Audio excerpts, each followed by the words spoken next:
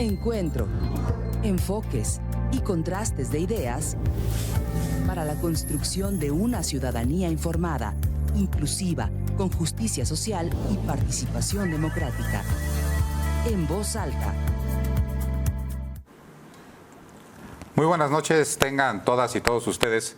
Bienvenidos nuevamente a una emisión más de su programa En Voz Alta. Esta semana contamos con la presencia de quien se va a incorporar ya a nuestro equipo de panelistas, comentadores, que es Marcelo Lara Sánchez, sociólogo. Buenas noches, Marcelo. Hola, ¿qué tal? ¿Cómo estás? Muy buenas noches, Carlos. Un gusto saludarte. Pues tenemos una semana muy, pero muy movida en temas locales, en temas nacionales y por ahí uno que otro tema internacional.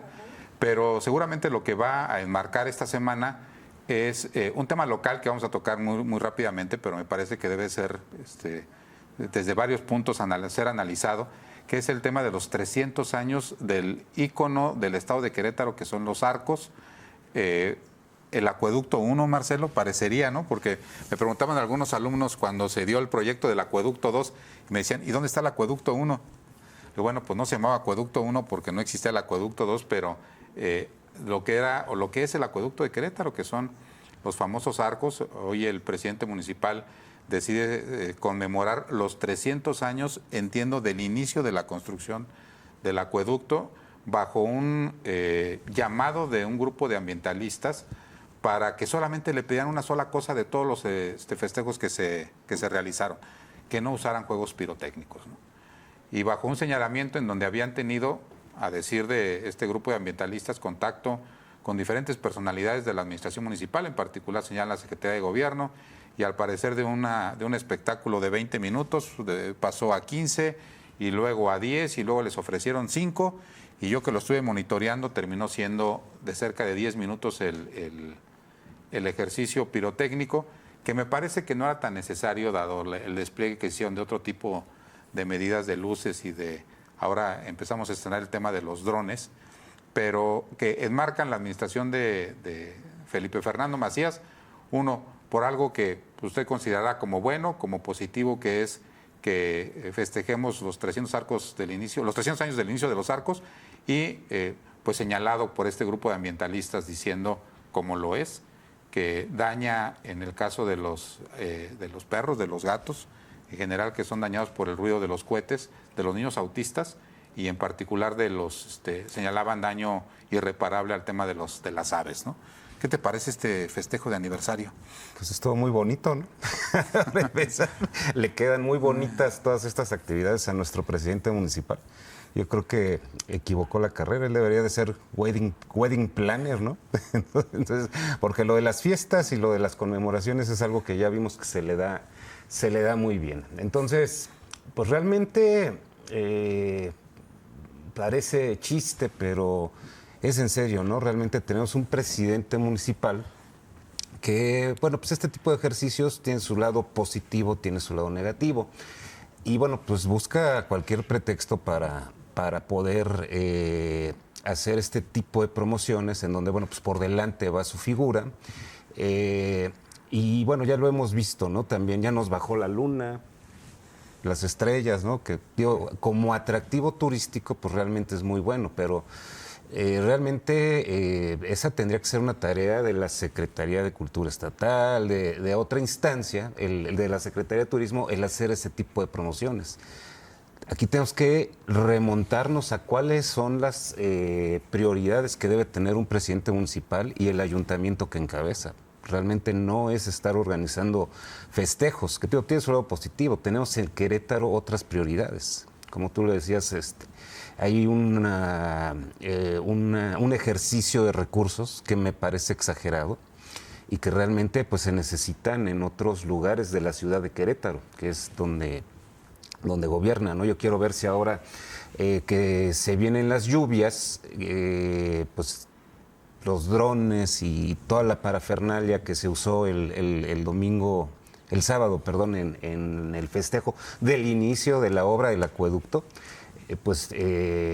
van a hacer falta para paliar pues todas las contingencias que surgen, y lo vimos el año pasado, ¿no? Entonces, realmente tenemos un presidente municipal que va sobre la ocurrencia, en un afán de estar promocionando su imagen personal, pues por estar buscando ser el candidato del Partido Acción Nacional a la gubernatura de Querétaro, ¿no? Incluso, pues ayer también vimos una encuesta que sale a nivel nacional en el Universal, donde lo ponen a él como la esperanza del PAN en Querétaro, dejando muy por debajo a sus otros competidores, al senador Dorantes y al secretario Nava, pues en una encuesta que sí parece muy, muy sospechosa, y que hoy retoman pues varios medios locales y lo ponen como referente. Entonces, pues yo creo que hay que darle varias lecturas. Por un lado, bueno, pues realmente ver si el presidente municipal sí está preocupado de que la ciudad camine de manera correcta, ¿no?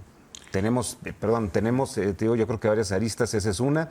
Dos, el uso de recursos, que te digo, bueno, pues a la ciudadanía, a los habitantes de Querétaro, pues vemos que les resultan atractivos este tipo de eventos, ¿no? Pues nuestro presidente municipal está como el padre de familia, ¿no? En la casa tiene muchas áreas de oportunidad, tiene muchas cosas que arreglar, tiene goteras en el techo, el drenaje no le está funcionando, pero pues hay que hacer la fiesta de 15 años de la niña, ¿no? Acomodé el lugar y una fiestota, invita a todo el mundo, la promociona. Pero pues la casa se le está cayendo a pedazos, ¿no? Entonces, pues hay que definir bien también sus prioridades. Y bueno, luego efectivamente ver, ¿no? El impacto que tiene ya lo que tú comentabas, ¿no? El no escuchar, porque no nada más fue el grupo de las personas que se oponían al uso de los fuegos artificiales, sino, bueno, hay otras voces que se manifiestan por diferentes situaciones. Tenemos también ahí un tema no resuelto en el centro de la ciudad, en el que pues constantemente vemos que hay una pugna entre la autoridad y los grupos de comerciantes ahí, que bueno, pues no acaban de ser satisfechos y nos provocan que pues el centro de la ciudad hoy pierda cierto atractivo al no tener un orden, como él lo manifiesta, pues en la reglamentación del comercio y en el pues dejar también ahí las fuentes de trabajo para muchas personas. Pero yo le veo varias aristas. Una, debo confesar que yo vi el festejo en una de las colonias que está en la parte de San José el Alto, Marcelo. Digamos que es la parte más arriba, inclusive más que la que pueden estar cerca del centro, que ahí pues, está rodeado de cerros. Pero me parece que la zona de San José el Alto te da una perspectiva interesante. Entonces era muy curioso ver cómo estaba el centro iluminado con los juegos pirotécnicos y el espectáculo de luces. Y no me dejarán mentir mis amigos que viven de aquel lado en la zona, inclusive los que nos hicieron favor de invitarnos a ver este festejo desde allá, desde las lejanías, las grandes zonas que hay en el municipio de Querétaro sin alumbrado público. O sea, solamente cuando lo ves de lejos, ves una serie de manchas oscuras que van contrastando conforme te vas acercando al centro de la ciudad y lo ves perfectamente iluminado. Ahí se ve muy bien cómo está marcado dónde se destinan los recursos y dónde está el otro Querétaro. Ahora, yo no sé si Felipe Fernando Macías dimensionó que al hacer un festejo sobre una obra en donde se reconocía que desde hace 300 años no había agua en Querétaro y conmemorar la construcción de un acueducto que ya pues, se quedó como una obra que es, más bien es un ícono de construcción y reconocimiento de un problema del estado de la capital de Querétaro, que desde hace 300 años teníamos que traer el agua de otro lado, sin haber agotado el tema del agua. Efectivamente, una de las manifestaciones que hubo en la mañana, antes de los festejos, fue, pues solucionemos el problema del agua, ya que estamos conmemorando que se construyó un acueducto desde hace 300 años porque no tenemos agua.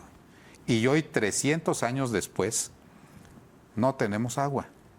Entonces parecía un dato totalmente contradictorio, porque el año pasado, con el apoyo de Felipe Fernando Macías, el gobierno del estado hizo esta intentona de construir el Batán, que pues estaba bajo el argumento de que vamos a darle agua tratada a los queretanos y vamos a darle el agua limpia a la industria y al campo, ¿no? Porque agua en Querétaro hay, pero la distribución en la que se tiene, pues relativamente sí está prácticamente muy enfocada a la industria y al agro, al campo, y poca agua a los queretanos, y la poca agua que se les da limpia a los queretanos iba a ser sustituida por agua tratada. Bueno, pues ese tipo de manifestaciones decían, pues vamos a ver primero el tema del agua, porque estamos reconociendo que hace 300 años no tenemos agua en Querétaro. Y luego hubo un video muy interesante que fue poco conocido, de los habitantes de La Cañada, en donde dicen, se magnifica la figura del marqués de la Villa del Villar del Águila, que construye el acueducto 2, pero el acueducto, de Querétaro, ¿cómo lo construye? ¿Con qué mano de obra y con qué cantera? ¿Cuántos de los pueblos originarios de Querétaro fallecieron en la construcción de una obra española?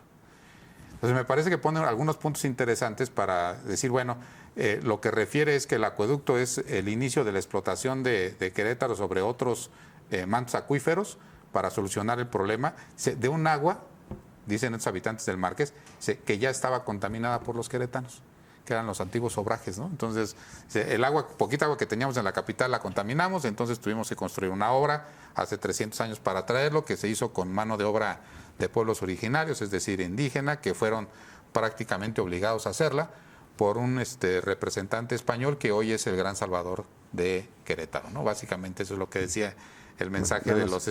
Un dato cultural. ¿Cuántas fuentes ubicas tú? ¿Cuántas fuentes públicas, que ahora son pues, un mero adorno en la ciudad, ubicas tú de Avenida Universidad hacia todo lo que es la zona del Cerrito? Pues prácticamente ninguna. Yo ahorita no recuerdo ninguna. ¿Y cuántas ubicas en lo que es el primer cuadro de la ciudad? Pues ¿el agua para quién era? Pues para los ricos, ¿no? Pues para los criollos. Para los criollos, pero... para los criollos. Digo, nada, es como comentario anecdótico. Y sí, efectivamente, bueno, pues el principal problema, uno de los principales problemas que tiene Querétaro, bueno, son dos. Es la falta de agua y el exceso de agua en la temporada de lluvias, ¿no? Entonces, es un problema histórico desde la fundación y pues efectivamente el tema que tenemos en Querétaro es que el crecimiento exponencial que ha venido teniendo Querétaro en las últimas décadas ha rebasado la capacidad acuífera. En el gobierno de Francisco Garrido Patrón, bueno, se hizo un avance, se trajo el agua desde el estado de Hidalgo a través del acueducto 2. Y bueno, pues ahora iban a hacer el intento del acueducto 3, pero bueno, pues no se concretó el proyecto porque la sociedad, una buena parte de la sociedad, se organizó y expusieron las debilidades que tenía este proyecto. Entonces terminaron por abortarlo, pero el tema es que, bueno, pues el gobierno dijo, bueno, pues ante la inquietud social no se va a hacer, no pasó el proyecto, pero ya se quedó ahí, entonces le aventaron la pelotita a las siguientes autoridades. Por lo menos estamos en el 2026, el gobierno actual va a estar hasta el 2027 y ya llevamos un retraso, contando el año pasado, de 3 años en la solución del problema del agua. O sea, fueron muy tajantes. Bueno, si no se hace mi proyecto, pues no se va a hacer nada, pero tampoco voy a presentar ya ninguna alternativa. Pero bueno, la ciudad, toda la zona metropolitana sigue creciendo, vemos desarrollos inmobiliarios, desarrollos empresariales y desarrollos industriales que siguen haciendo crecer la mancha urbana. Y bueno, ya de pasada te digo, también tenemos otro problema en Querétaro, que la capacidad de eléctrica, no nada más es ya el tema del agua, la capacidad eléctrica está rebasada. Entonces, ¿por qué hago estos comentarios? Porque, bueno, realmente el municipio debería de preocuparse a través del ayuntamiento de ver estos focos rojos, estas necesidades prioritarias que tiene hoy la ciudad de Querétaro y en general toda la zona metropolitana. Quisiera también que alguien me dijera, bueno, en calidad de qué fue nuestro presidente municipal la semana pasada a Alemania. Entiendo perfectamente que, bueno, el secretario de Desarrollo Sustentable, el señor Marco del Prete, pues es el responsable de ir a promover y traer inversión a Querétaro, pero bueno, yo repito, siendo muy objetivos, pues, ¿cuáles son las funciones que debería cumplir en estricto sentido el presidente municipal. A ver, los municipios, los presidentes municipales tienen la responsabilidad de ser la primera línea de defensa. ¿A qué me refiero? Pues ellos son los que deben de tener los servicios públicos funcionando. Basura, drenaje, alumbrado público, principalmente el tener limpias las calles, el tener la ciudad bonita. Y la ciudad no nada más es la zona turística y el centro histórico. Entonces yo creo que sí tenemos muchas áreas de oportunidad en las que se tienen que trabajar en lugar de estarnos desviando o de que se esté desviando el presidente municipal en actividades que no le corresponden concretamente a su función. Bueno, pues fíjate, en este mes, hará escasamente una semana, se conoce la ENSU, la encuesta sobre seguridad urbana, que entiendo que es trimestral, que levanta el INEGI y que solamente va centrada en municipios que son eminentemente urbanos, como es el caso del municipio de Querétaro, que es contrario a la encuesta de victimización que se levanta de forma anual. En esta encuesta, el presidente municipal ha estado luciendo cuando los porcentajes de percepción de inseguridad bajan, como diciendo es algo que yo estoy haciendo, y entonces la gente se siente en mi municipio más segura por algo que yo estoy haciendo. Cada trimestre que sube el porcentaje de percepción de inseguridad, pues no dice nada, ¿no? Lo malo de decir, y aquí lo hemos dicho en varios programas, que algo que disminuye es porque tú hiciste algo, pues desde luego implica que cuando ese indicador empeora es porque dejaste de hacer lo que dices que hiciste, ¿no? Aunque el presidente municipal nunca ha explicado cada vez que la percepción de inseguridad baja exactamente a qué acción o a qué política pública corresponde. Pero esta misma encuesta que luce el presidente y que dice que bajó el porcentaje de inseguridad en Querétaro, fíjate, Marcelo, tiene unos datos bien interesantes. Cuando le preguntan a la gente cuál es la percepción de los gobiernos municipales, pues no dice fiestas. El indicador número uno que dice que está mal en los municipios en general en toda la República y desde luego en Querétaro es el tema de los baches. O sea, la gente percibe como un problema municipal del más grave del municipio el tema de cómo percibe sus calles. Y después viene muy pegadito el tema del alumbrado público, el tema de la recolección de basura, el tema de la gente consumiendo alcohol en las vías públicas. O sea, una serie de problemática municipal que nada que tiene que ver con los festejos. Y efectivamente, don Felipe Fernando empezó con los Menchaca Fest, ¿te acuerdas? O el Carrillo Fest. O algo así, sí. O sea, y el Santa Rosa Jauregui Fest también. ¿no? Una cosa así. Empieza a darle al pueblo pan y circo y dice, bueno, pues creo que ahí resulta, ¿no? Y descuida de forma portentosa lo que es la percepción del que tienen los queretanos sobre los servicios públicos municipales, que es lo que le atribuye a la gente. Mezclándolo con el tema del agua, Querétaro es uno de los únicos municipios en la República que es capital que no administra su agua. Entonces parecería que los presidentes municipales, no solamente Felifer, sino los anteriores, se han sentido muy cómodos diciendo no asumo el problema del agua porque parecería ser que no tiene solución. Un taxista me preguntaba y me dice, oiga, ¿y el tema del Batán ya se quedó, ya se murió? Le digo, pues no. La realidad es que quedó, como tú dices, en el Inter para las siguientes administraciones. El Consejo Consultivo del Agua presenta una serie de soluciones que no se han analizado, pero esta semana también inicia en la legislatura del Estado una serie de foros para la construcción de la nueva ley que le llaman, pues de forma común, la ley de agua, pero no es la ley del agua, es la ley de prestación de servicios de agua potable y alcantarillado del Estado de Querétaro, que fue la bandera con la que la 4T ganó una parte importante de los votos en el 24, Marcelo, no sé si coincidas, con el tema del agua. Entonces parecería ser que ahorita en la legislatura se van a hacer, ya se empiezan a hacer los trabajos sobre estas diferentes propuestas, porque ha habido, no sé, 5, 6, 7 diputados que han presentado iniciativas en materia de agua, y parece ser que empieza ya un ejercicio de parlamento abierto sobre el tema del agua. No puede salir la 4T a la siguiente campaña sin tener una ley aprobada con su mayoría en la legislatura del Estado que le garantice a los queretanos aquello que fue ofrecido en el 24, es que tengan la suficiente agua para darle viabilidad hídrica al Estado durante los próximos años. Entonces, me parece que esos tres temas se salieron de uno de los festejos, ¿no? Es el reconocimiento de que Querétaro no tiene agua. Y hilándolo con el otro tema, parecería que el Partido de Acción Nacional empieza a tener pues 2 frentes abiertos. Uno más grande que el otro. El primero, que es el que vamos a desarrollar, que es la intervención de organismos internacionales de inteligencia, ya ni siquiera de combate, ¿no? Porque parecería ser que ahora cuando dicen la CIA interviniendo en México es un asunto nuevo, pues no es tan nuevo, ¿no? Pero ahora es más público que en ocasiones anteriores, y que le genera una crisis en el estado de Chihuahua a prácticamente un año del proceso electoral. Y el otro asunto que parecería estar totalmente desligado, pero que también tiene que ver con Acción Nacional, les renuncia a la presidenta municipal de León, uno de los bastiones importantes. Cierro con este paréntesis cuando hiciste la pregunta, ¿qué hacía Felipe Fernando en Alemania? Yo creo que le tendieron una trampa, porque no veo la forma en la que el gobernador parecería ser, no sé si lo dijo, pero las notas que trascendieron antes, Marcelo, parecerían todas de que el gobernador iba a Alemania. Y empezaron las críticas. Y nunca desmiente que no va hasta que no va. Pero fueron tantas las críticas que de repente parece que le pidió a don Felipe Fernando que fuera. Y entonces ahora las críticas se las lleva a don Felipe Fernando, que nadie sabe exactamente a qué fue, porque parece que fue invitado de esas veces que te llaman y te dicen, ¿qué estás haciendo?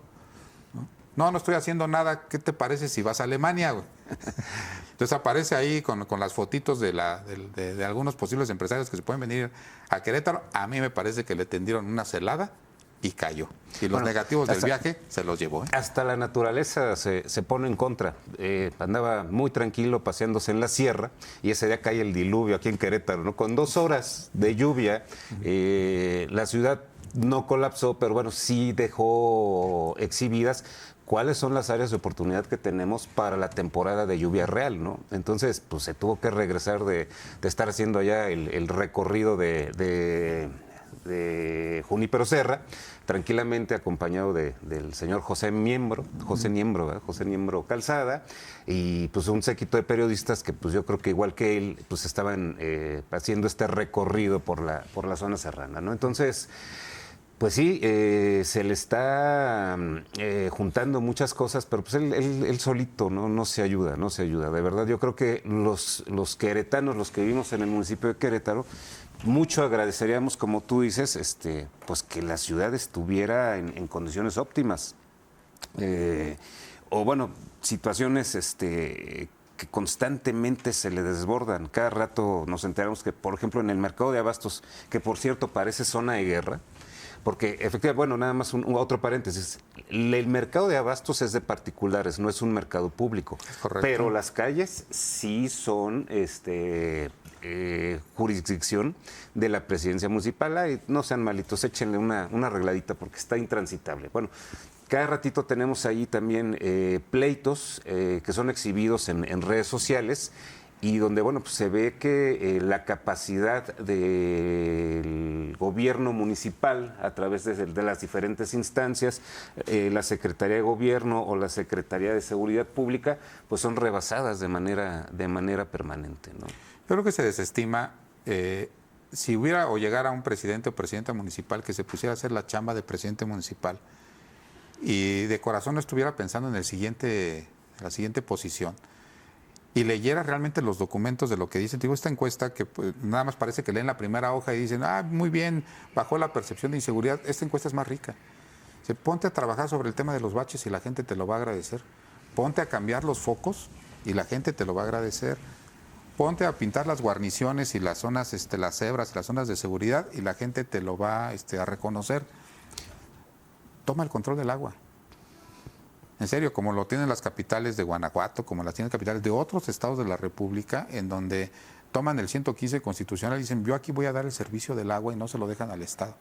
Entonces me parece que en el momento en que hay un presidente municipal que entienda que no es el presidente de la República en chiquito, con 20 y tantas dependencias de secretarías y otras tantas subsecretarías y direcciones y un aparato burocrático tan grande como lo tiene Querétaro, y se centre en lo que es el municipio de Querétaro, que es la verdadera intendencia, y no en sentido peyorativo, sino en tener limpia, segura y ordenada y iluminada la ciudad, a lo que los panistas le llaman orden, ¿no? Que pues parecería ser que nada más el orden aplica en el tema del comercio ambulante y a los que son ajenos, ¿no? Pero pasemos al siguiente tema. La CIA en Chihuahua, la comparecencia de la gobernadora, la defensa a ultranza de Ricardo Anaya con la gobernadora y los documentos exhibidos en donde parecería ser que sí hay acuerdos. ¿Qué está pasando en Chihuahua? Pues yo creo que ni la gobernadora lo sabía, o por su actitud parecería rebasada, y más bien, digo, me queda claro, fue puro sarcasmo, que debía saber pues lo que estaba haciendo su fiscalía, ¿no? O si de plano fue omisa, pues entonces, ¿quién está gobernando Chihuahua? Y yo creo que ahí alguien de su equipo pues no le está ayudando, no le ayudó desde el principio de la crisis cuando se da el incidente que aparentemente viene detonado por la desarticulación de un laboratorio de metanfetaminas. Creo que ahí arranca todo, ¿no? Entonces, pues ha dejado muchos cabos sueltos. Y ha sido el tema de debate de la agenda de debate nacional la última semana, porque bueno, desafortunadamente fallecen 4 personas y resulta que 2 de estos eran de la Agencia Central de Inteligencia, que vamos a poner en contexto, pues es quien le hace el trabajo sucio siempre al gobierno de Estados Unidos. Digamos que son todos aquellos que se encargan de hacer las operaciones no reconocidas en el exterior, para garantizar pues los intereses de Estados Unidos. Entonces, bueno, la presidencia del señor Trump, pues uno de los objetivos desde que era candidato y es con lo que ha apretado de manera permanente al gobierno federal, pues es el combate al narcotráfico. Entonces, aquí el tema discursivo es que, bueno, él ha ofrecido desde el principio mandar elementos de seguridad, llámese del Ejército, la DEA, y ya vemos que de la CIA también, para ayudar a erradicar, en sus palabras, pues este mal de México, que afecta a Estados Unidos con una cantidad desbordada de personas consumidoras de este tipo de drogas y que efectivamente pues, son muy dañinas, ¿no? Vemos las imágenes en diferentes medios serios y vemos que sí realmente les está generando una crisis de adicciones como nunca se había visto en pues las diferentes ciudades y a todos los niveles sociales en Estados Unidos. Entonces, la negativa, bueno, retomo, está el ofrecimiento, está la negativa permanente del gobierno federal de aceptar la ayuda digamos que en un tema intervencionista. La presidenta ha dicho, bueno, sí, estamos trabajando de la mano con los Estados Unidos, hay una asesoría, pero nunca pues va a haber una actividad de campo.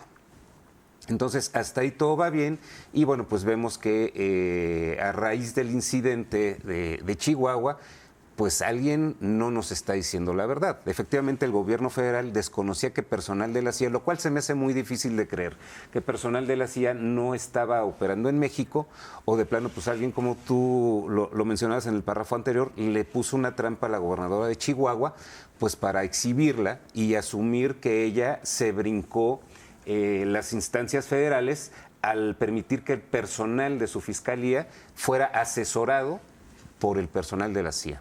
No sé, creo que va a haber algún... No, antes de irnos al corte para contextualizar, cuando vemos nosotros el tema, o cuando escuchan los queretanos y los mexicanos el tema de la CIA, pues te remontas a series y a una serie de películas que hemos visto sobre la intervención de este organismo.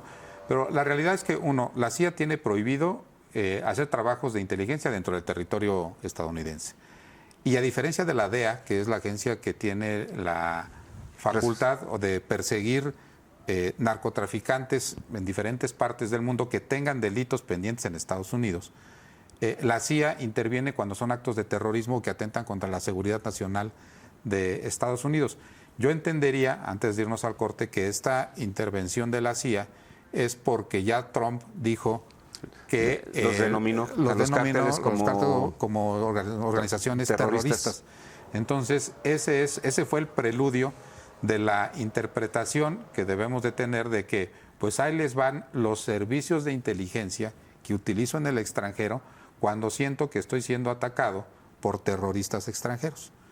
El punto que vamos a comentar al regreso es si Estados Unidos está buscando alianzas parciales con gobernadores en México ante la negativa del gobierno federal de hacerlo por su conducto, o efectivamente está actuando de forma unilateral y brindando información, pero eso lo vamos a analizar regresando después del corte.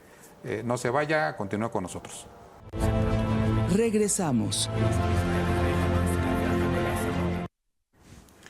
Gracias por continuar en su programa En Voz Alta. Antes de irnos al corte estábamos pues planteando el dilema, ¿no? Parecería ser que el gobierno federal en el tema de la intervención de la CIA en el estado de Chihuahua dice, yo no sabía, y al parecer, como todo en este país se demuestra documentalmente, parecería ser que documentalmente no le van a poder acreditar al gobierno federal que estaban enterados. Sin embargo, parece ser también que hay documentos que acreditan y que fueron en su momento exhibidos por la senadora Chávez, donde aparecían ya convenios en donde el gobierno del estado de Chihuahua tenía acercamiento con el gobierno de Estados Unidos para colaborar no solamente en el tema de la CIA, sino para el tema de la migración. Y hacía la denuncia correspondiente, desde luego fue una denuncia mediática con la exhibición de documentos.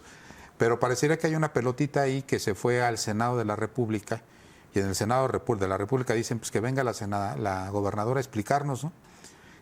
¿Por qué al Senado? Pues porque el Senado es el encargado de llevar las relaciones del país con otros estados. ¿Y qué fue lo que sucedió hoy en la mañana?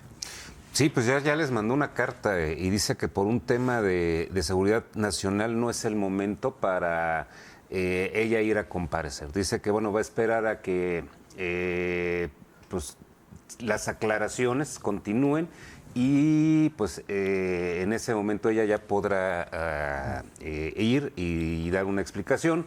Pero dice, pues de momento, para no intervenir todas las investigaciones que se están haciendo acerca de este tema, pues considera poco oportuno el acudir al Senado. Entonces, pues prácticamente les dice no, gracias, y lo deja abierto, ¿no? Entonces, yo creo que aquí el tema es que, bueno, siempre y argumentando un interés superior, pues se hacen las cosas de manera oculta. Entonces, yo creo que trataron de hacer el trabajo tan discretamente que, bueno, pues me cuesta trabajo creer que el aparato de inteligencia nacional no supiera que había elementos extranjeros asesorando o participando en operaciones en un estado de la República. Porque tienes elementos de la Fiscalía Nacional, del Ejército Mexicano, de la Secretaría de Seguridad, y pues no sé si todavía exista el CISEN o su equivalente, pues que están precisamente al pendiente de este tipo de situaciones. Entonces, alguien aquí fue omiso, y bueno, pues quien está pagando las consecuencias, o aparentemente quien va a pagar las consecuencias, pues es la gobernadora del estado de Chihuahua. Vamos a ver, de acuerdo a las investigaciones que está realizando el gobierno federal, cuál va a ser la conclusión y la consecuencia hacia la aparente responsabilidad de una omisión de informar este tipo de situaciones en un estado de la República. Pues mira, desafortunadamente otra vez nos enteramos los mexicanos, porque si no hubieran fallecido estos dos agentes de la CIA aparentemente, hasta ahorita digo aparentemente porque no han dicho lo contrario, en un accidente, pues ni tú, ni yo, ni todos los que nos están escuchando nos hubiéramos enterado. ¿En cuántos operativos? Yo escuchaba la intervención de Ricardo Anaya, que siempre es muy elocuente en sus intervenciones, a veces hasta parece que está diciendo la verdad, y la defensa o la justificación de la intervención decía, es que veníamos de que se descubrió un narcolaboratorio. Entonces, parecería que si son agentes extranjeros y dan resultados, se justifica. Y entonces dice, quieren crucificar a la gobernadora que sí da resultados. Y los resultados parecería ser que justifican todos los medios que implementó la gobernadora. ¿En cuántos operativos qué hubiera pasado si este fallecimiento se hubiera dado y lo del laboratorio no hubiera existido? Entonces, me parece que no es una justificación, en mi particular punto de vista, un resultado que se podía antojar positivo, que no puede estar ligado a la participación de estos dos personajes, pero que sin embargo la historia junta las dos versiones. Un fallecimiento de 2 personas ligadas a una agencia de inteligencia de otro país y un acierto de un gobierno del Estado junto con el gobierno federal desmantelando un laboratorio de metanfetaminas, ¿no? Entonces, me parece que una cosa podría no justificar la otra. ¿Cuántos gobiernos de los estados más habrá? ¿Cuántos agentes más habrá? Y bueno, y hagamos una memoria histórica. En México sabemos que hay desde hace décadas la intervención de agencias de Estados Unidos gracias a eventualidades como la que pasó la semana pasada. En el año 82, 83, nos enteramos que había gente de la DEA operando en México porque secuestraron a uno de sus agentes y pues lo torturaron y ultimaron. Y fue lo que detonó un escándalo internacional y la caída de varios capos en su momento. De igual manera, como tú dices, si ese incidente no hubiera ocurrido, nunca nos hubiéramos enterado que había agentes en activo de la CIA operando operando de manera abierta en México. Retomamos los años 70 también, mucha de la actividad de la guerra sucia.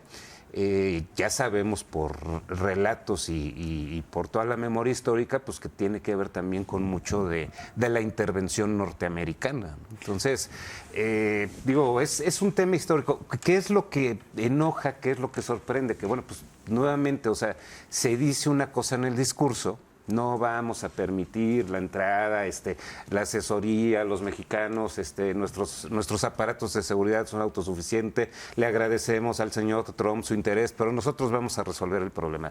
Y bueno, pues nuevamente esa secrecía de decir no lo vamos a hacer, y en la práctica se está haciendo.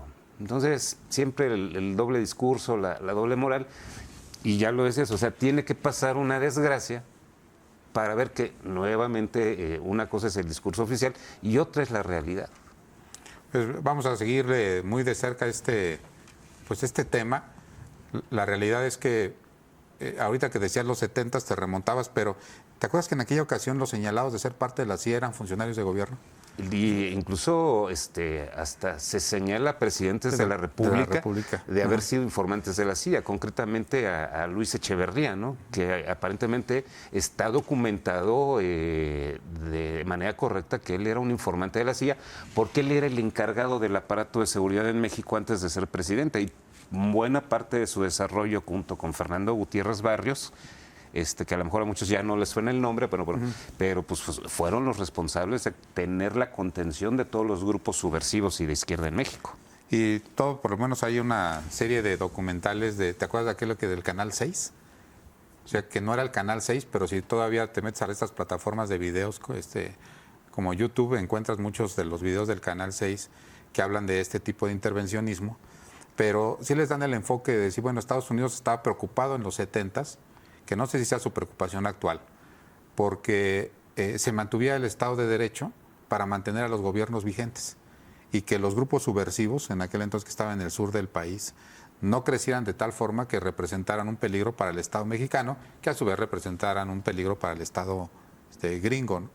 No sé si esa sea su preocupación ahorita de que efectivamente estén pensando en Estados Unidos que estos grupos del narcotráfico pudieran estar involucrados en acciones de gobierno, o si el gobierno respondiera a los intereses de estos grupos del crimen organizado, ¿no? Bueno, ya nada más para cerrar, y empezó esto a difundirse antier, ayer, ¿no? Está la amenaza ya de parte del gobierno de Estados Unidos de empezar a exhibir de manera pública a gente, a personas que hoy tienen cargos en diferentes niveles de gobierno, de sus relaciones criminales, ¿no? Entonces, bueno, yo creo que se va a hacer un debate interesante y vamos a ver cómo evoluciona las siguientes semanas. Sí. Pero eso ya es la amenaza en la mesa. Tengo escuchándoselo a comentaristas 3 años, 4 años. Yo no sé si sea cierto, pero si los tienen, pues de una vez que los exhiban, porque si no parecería ser exactamente lo contrario, ¿no? cuando dicen públicamente vamos a sacar una lista de algo, si efectivamente esos nombres existen del otro lado del juego, pues parecería ser que no, lo que no quiero es exhibirlos, sino doblegarlos. ¿Y doblegarlos para qué? Para que accedan a lo que yo les estoy pidiendo, ¿no? ¿Qué les estará pidiendo que los está amenazando con exhibirlos? Si realmente lo que se busca es una acción de transparencia, pues exhíbelos y ya, ¿no? No, pero entonces son elementos de coerción. Entonces, si hay una mala negociación, pues en una de esas, si lo que se está pidiendo no es otorgado, pues puede que sí lo utilice, ¿no? Pero bueno, ya hemos visto que sí el gobierno federal pues, cede a prácticamente todas las presiones del gobierno estadounidense. Y la otra, ¿no? Sin defender a nadie en México, pero pues yo creo que deberíamos de empezar a tener cuidado porque entre los propios mexicanos, cada vez que los estadounidenses señalan a alguien, pues no hace falta que alguien del Tesoro, por ejemplo, congele cuentas y en México se le van todos a la yugular y que lo pongan en la listita con la que nadie puede hacer comercio y todo el mundo en México se le va a la yugular, aunque termine con un, usted disculpe, ¿no? Ahí están sus cuentas en Estados Unidos descongeladas y fíjese que ya lo sacamos de la lista porque usted ya aclaró que no está relacionado con fulanito de tal, ¿no? Pero pues ese tipo de quemadas ya no te las quitas ni con pomada de la campana, ¿no? Y o vitacilina, ¿no? O como dicen, no, pues lo que no mancha tizna, ¿no? Y como último tema, ya rapidito, pues parecería ser que ya tenemos un organismo que es el INE, con los últimos 3 consejeros con los que se va a llevar a cabo entiendo, pues la contienda del 27, digamos que ya está el equipo o el árbitro armado, y desde luego hubo otra vez señalamientos, ¿no? Y yo sí quisiera hacer una anotación de estos famosos exámenes que se aplican para poder conocer si alguien es idóneo para ocupar un cargo, ¿no? Y me voy a detener en esta palabrita que es la idoneidad, que se reservan los órganos colegiados antes de tomar la decisión de quién puede ir a las ternas o a las quintetas o a la recta final, como decimos, o a las finales en términos futbolísticos.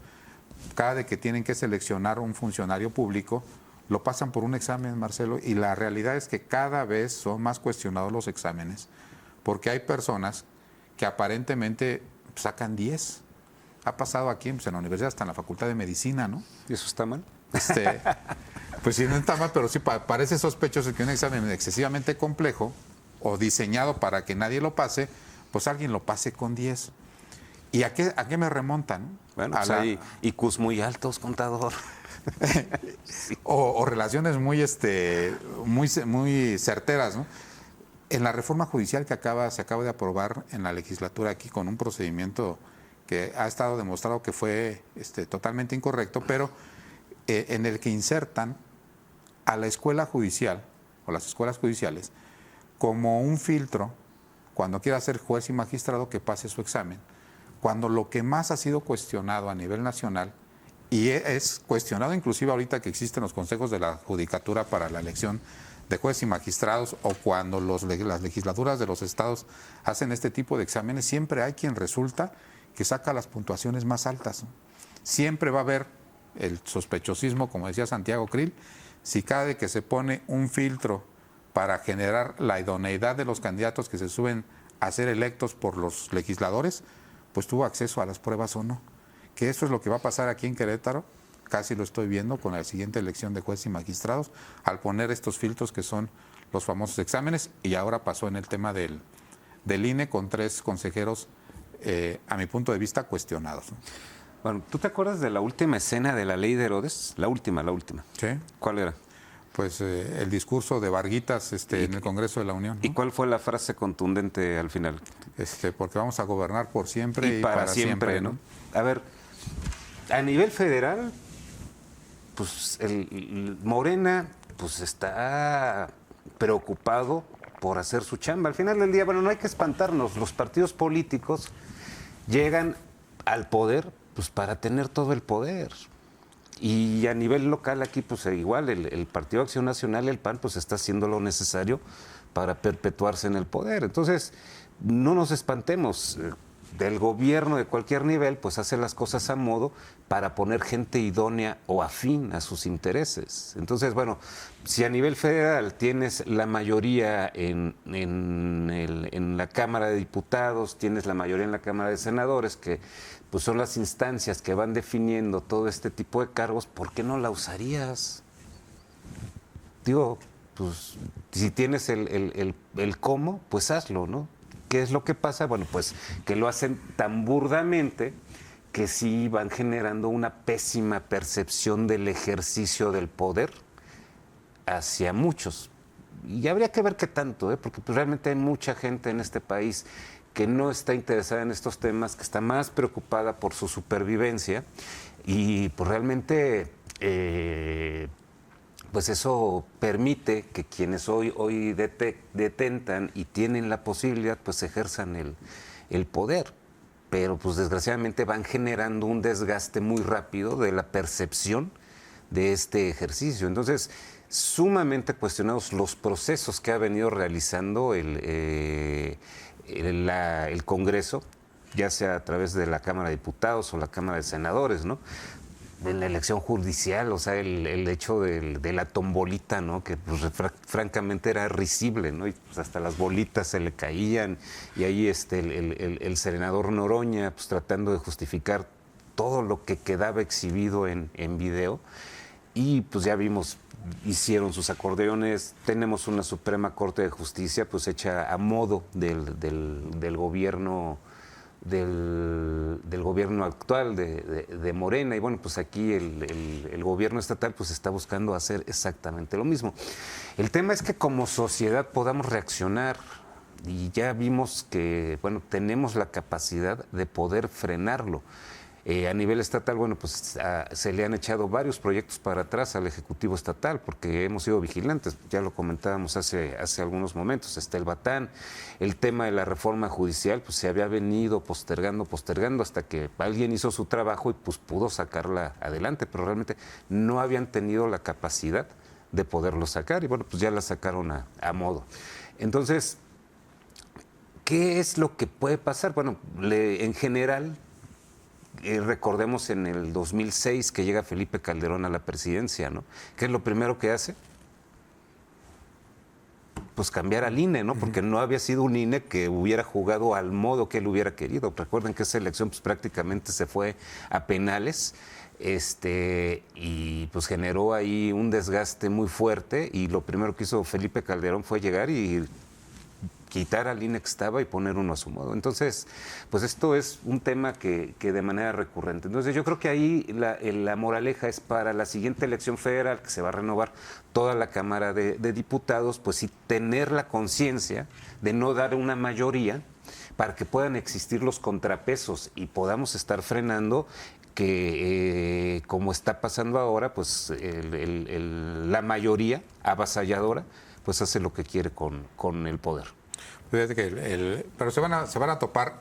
Cada gobierno que ha intentado tener las mayorías o en los órganos electorales o en los órganos judiciales se enfrentan con la naturaleza humana, Marcelo. La realidad es que casi te puedo asegurar que los 3 consejeros que acaban de entrar del INE, con los que ya están, sienten que están ahí por mérito propio. Así es.